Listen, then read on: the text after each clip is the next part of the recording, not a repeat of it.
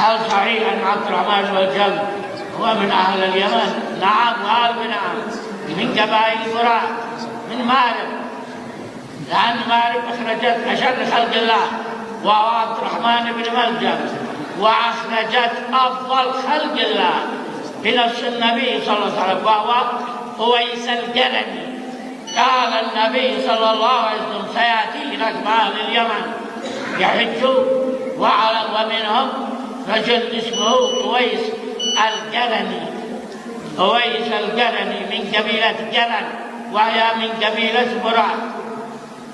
هو له هو بها بار، وكان به برص، فتح الله أن يزيل عنها البرص إلا قدر أن ولف فيبقى لأجل يذكر نعمة الله عليه.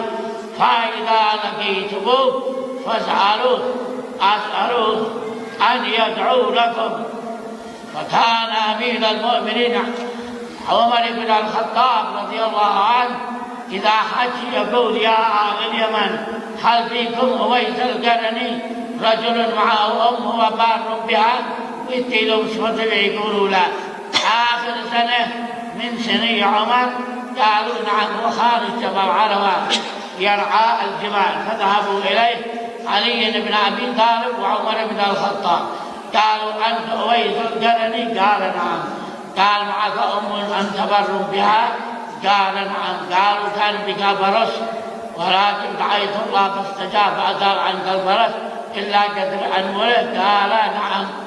قالوا: فإن رسول الله صلى الله عليه وسلم قد حثنا على أن نطلب منك الدعاء، فادعوا لنا. فدعا لأمير المؤمنين عمر ولأمير المؤمنين علي.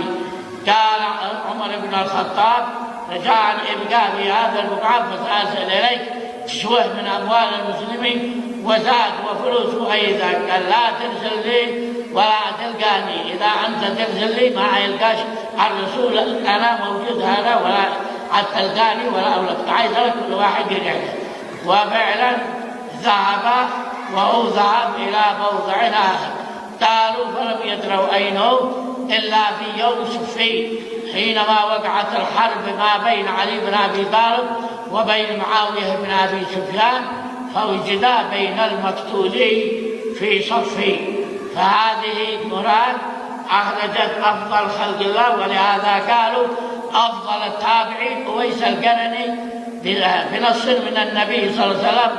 الحديث أخرجه مسلم أنه سيد التابعين.